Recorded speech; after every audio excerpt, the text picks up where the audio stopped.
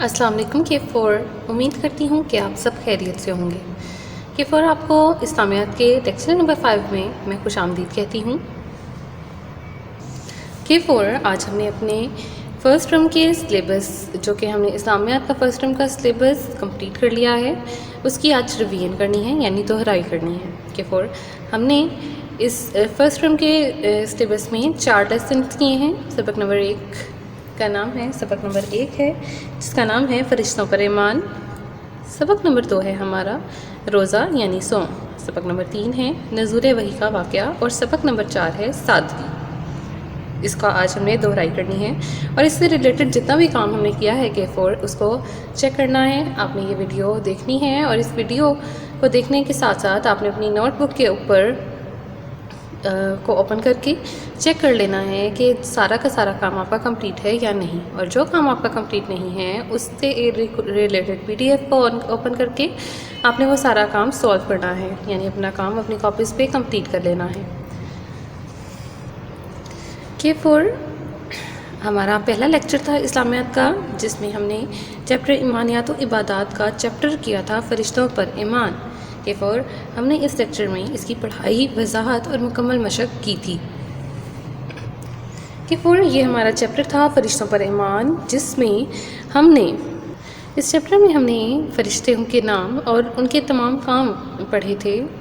K4 اس chapter کو پڑھنے کے بعد ہم اس قابل ہو گئے ہیں، یا پھر ہمیں اس چیپٹر کو پڑھنے کے بعد جو سمجھ آئی ہے، یا ہم جو سمجھ سکتے ہیں وہ یہ ہے کہ تمام فرشتوں پر ایمان لانا ہے، کہ اس چیپٹر کو پڑھنے کے بعد ہم اس قابل ہو جائیں گے کہ تمام فرشتوں پر ایمان لانے کا حکم کیوں آیا ہے، اور اس سے آگاہی حاصل کر سکیں گے، مشہور فرشتوں کے نام جان سکیں گے، اور اللہ تعالیٰ کی طرف سے جو بھی کام ان کو تفویض کیے گئے ہیں، یا پھر ہم کہہ سکتے ہیں کہ مشہور فرشتے کون کون سے ہیں اور مشہور فرشتوں کی ذمہ داریاں کون کون سی ہیں، ہم اس سے آگاہ ہوئے تھے۔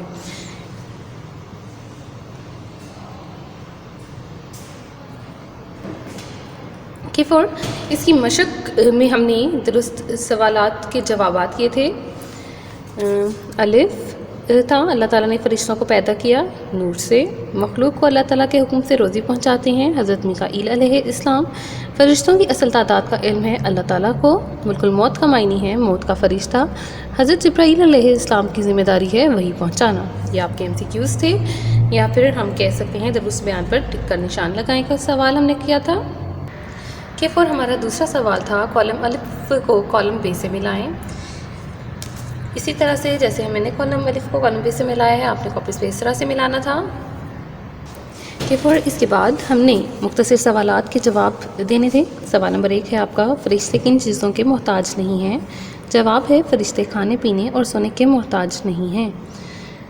سوال نمبر 2 ہے فرشتے اپنا کام کس کے حکم پر سر انجام دیتے ہیں؟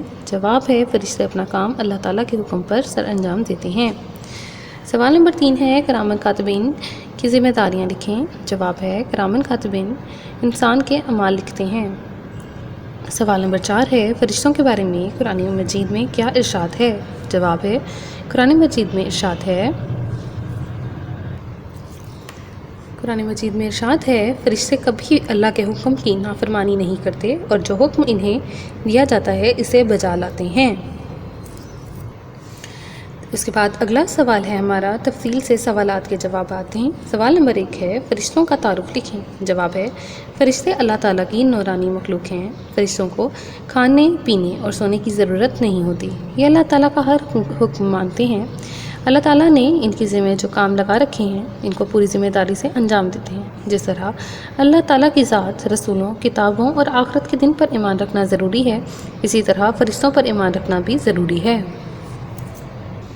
K4 اب ہمارا لیکچر نمبر 2 سٹارٹ ہوگا۔ ہم نے دوسرے لیکچر میں اپنا لیسن نمبر 2 یا سبق نمبر 2 روزہ صوم پڑھا تھا، جس کی ہم نے پڑھائی، وضاحت اور مکمل مشق کی تھی۔ K4 ہمارا لیسن روزہ، جس کے اندر ہم نے پڑھائی اور وضاحت میں روزے کے معنی اور مفہوم کو جاننا تھا، روزے کی اہمیت اور فضیلت اور اس کے بارے میں جو احکامات ہیں قرآن مجید میں اور نبی کریم صلی اللہ علیہ وآلہ وسلم کے جو فرمان ہیں ان کے بارے میں پڑھا تھا۔ روزے کے حقیقی مقاصد اور فوائد سے ہم آگاہ ہوئے تھے۔ اس کے ساتھ ہی ہم نے رمضان المبارک میں عبادت کرنے کی جو ترغیب ہمیں قرآن مجید میں دی گئی ہے یا نبی کریم صلی اللہ علیہ وآلہ وسلم کی زندگی سے ہمیں ملی ہے، ہم نے اس کے بارے میں پڑھا تھا۔ ساتھ ہی رمضان المبارک میں اعتکاف اور شب قدر کی اہمیت کو ہم نے جانا تھا۔ کہ فور ہماری مشق کا سب سے پہلا سوال تھا درست بیانات کے گرد دائرہ لگائیں یا ٹک کا نشان لگائیں۔ کہ فور آپ نے اسی طرح سے اپنی کاپی پہ سولو کیا تھا۔ سب سے پہلا الف تھا، عربی زبان میں روزے کو کہتے ہیں صوم۔ بے تھا، رمضان کے روزے مسلمان پر ڈیش ہیں، فرض ہیں۔ جیم، روزہ فرض ہونے کی شرط ہے بالغ ہونا۔ حدیث کے مطابق رمضان المبارک میں آدمی کا ہر عمل بڑھا دیا جاتا ہے 10 سے 7 گنا تک۔ قرآن مجید کی روح سے روزے کا مقصد کیا ہے؟ آنسر تھا تقوی۔ کہ فور ایمانیت و عبادت کا ہمارا چیپٹر ہے روزہ، جس میں ہم نے مختصر سوالات کے جوابات کیے تھے۔ سوال نمبر 1 ہے، شریعت کی اصطلاح میں روزے سے کیا مراد ہے؟ جس کا جواب ہے، شریعت کی اصطلاح میں روزے سے مراد صبح صادق سے لے کر غروب آفتاب تک کھانے پینے سے رک جانے اور دیگر خواہشات کو ترک کرنے کا نام روزہ ہے۔ نمبر 2 ہے، سوال نمبر 2 ہے، روزے کی فرضیت کے بارے میں قرآن مجید کی آیت کا ترجمہ لکھیں۔ اس کا ترجمہ ہے، مومنو تم پر روزے فرض کیے گئے ہیں جس طرح تم سے پہلے لوگوں پر فرض کیے گئے تھے تاکہ تم پرہیزگار بن جاؤ۔ کہ فور نیکسٹ آپ کا سوال ہے، تفصیل سے سوالات کے جوابات دیں۔ سوال نمبر 1 ہے، اعتکاف اور شب قدر کی اہمیت اپنے الفاظ میں تحریر کریں۔ جواب ہے، اعتکاف رمضان المبارک کے آخری 10 دن مسجد میں اعتکاف کرنا نبی کریم صلی اللہ علیہ وآلہ وسلم کی سنت ہے۔ جبکہ اگلا ہیڈنگ ہے آپ کی شب قدر۔ کہ فور آپ نے بالکل اسی طرح سے ہیڈنگ سے کر یہ والا کوسچن سولو کرنا ہے۔ رمضان المبارک کے آخری عشرے میں لیلۃ القدر یعنی شب قدر کی تلاش کرنی چاہیے۔ طاق راتوں میں سے کوئی ایک رات ہوتی ہے، یہ بہت ہی خیر و برکت والی رات ہے۔ یہ رات 1000 مہینوں سے زیادہ بہتر ہے۔ ہمیں چاہیے کہ رمضان المبارک کی آخری 5 طاق راتوں میں زیادہ سے زیادہ عبادت کریں۔ کہ فور آپ کا لیکچر نمبر 3 تھا اسلامیات کا، جس میں ہم نے سبق نزول وحی کا واقعہ کی پڑھائی، وضاحت اور مکمل مشق کی تھی۔ کہ فور اس چیپٹر کی ریڈنگ میں ہم نے پڑھا تھا کہ غار حرا میں پہلی وحی کا نزول کا واقعہ کیا تھا۔ غار وحی اور نزول وحی کے وقت حضرت خدیجہ رضی اللہ عنہ نے کیا کردار ادا کیا تھا۔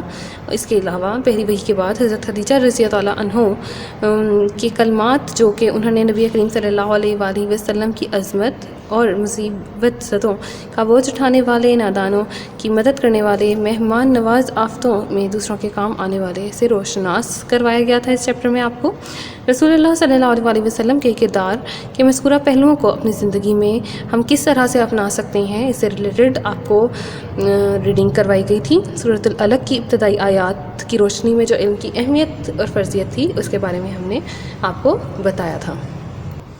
کہ پھر ہمارا سب سے پہلا کوسچن تھا جس کے اندر ہم نے درست بیان پر ٹک کا نشان لگائیں کرنا تھا۔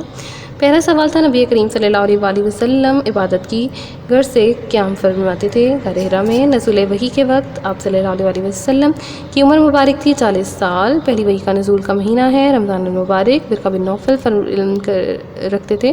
تورات اور انجیل کا ناموس سے مراد ہے حضرت جبرائیل علیہ السلام۔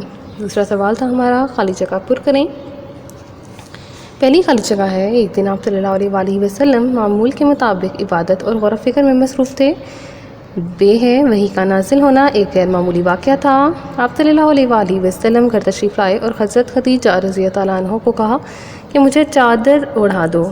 پہلی وحی میں علم کی اہمیت کو اجاگر کیا گیا۔ حضرت خدیجہ رضی اللہ عنہ کے چچا زاد بھائی کا نام ورقہ بن نوفل تھا۔ اس چیپٹر کا سوال نمبر 3 تھا، مختصر سوالات کے جواب دیں، جن میں پہلا تھا، پہلی وحی میں سورۃ العلق کی کتنی آیات نازل ہوئیں؟ اس کا جواب ہے، پہلی وحی میں سورۃ العلق کی پہلی 5 آیات نازل ہوئیں۔ سوال نمبر 2 ہے سورہ الگ کی ابتدائی 2 آیات کا ترجمہ لکھیں. اس کا جواب ہے سورہ الگ کی ابتدائی 2 آیات کا ترجمہ ذیل میں ہے. ترجمہ ہے آپ کا اپنے پروردگار کے نام سے پڑھو جس نے پیدا کیا، جس نے انسان کو خون کی پھٹکی سے بنایا. کویشچن نمبر 3 ہے آپ کا قرآن مجید کی تلاوت کی فضیلت کے بارے میں حدیث کا ترجمہ لکھیں.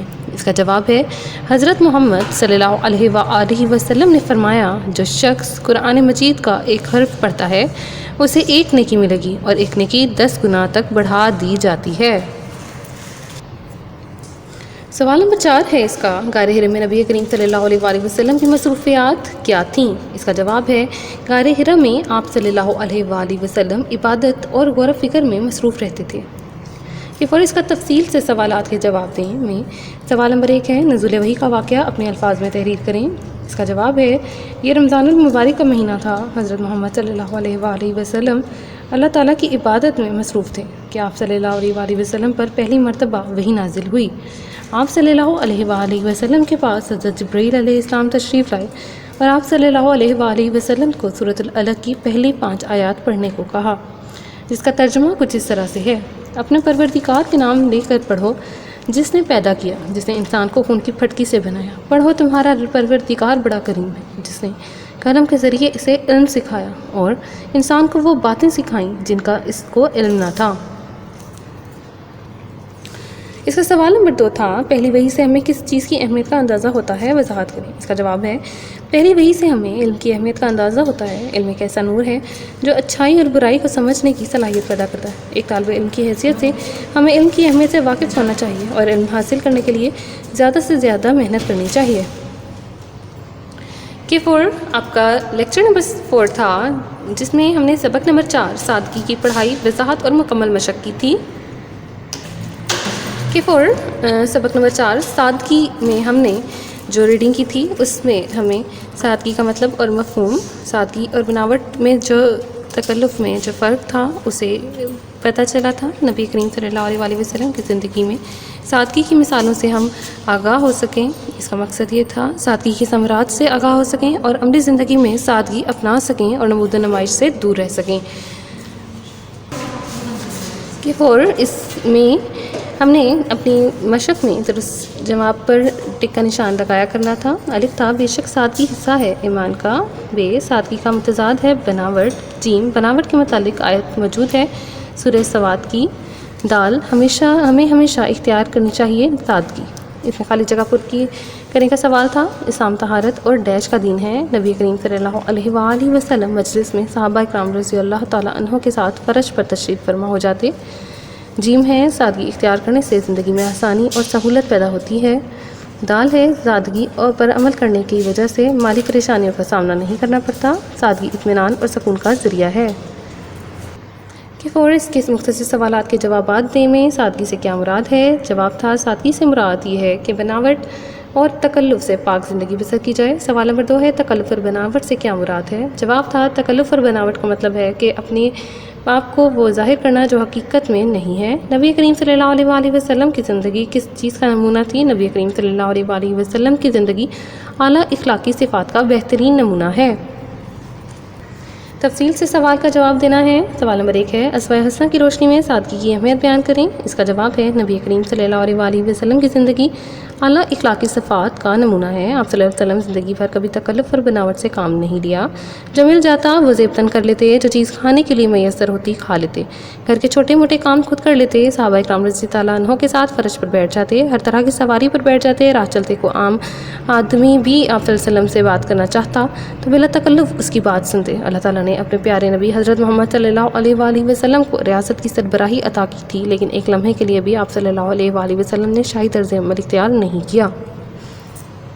K4 آج ہم نے اس لیکچر میں اس کی ریویژن کی ہے. مضمون اسلامیات میں سبق نمبر 1, 2, 3 اور 4 کی ریویژن کی ہے. K4 امید کرتی ہوں کہ آپ کو سب کچھ سمجھ آ گیا ہوگا اور آپ نے اپنی کاپی کے ساتھ اس سارے کام کو ٹیلی کرنا ہے اور جو کام نہیں ہوگا اس کو PDF کی مدد سے اور لیکچر نمبر کی مدد سے اپنی نوٹ بک کے اوپر نوٹ کر لینا ہے. شکریہ K4. اللہ حافظ.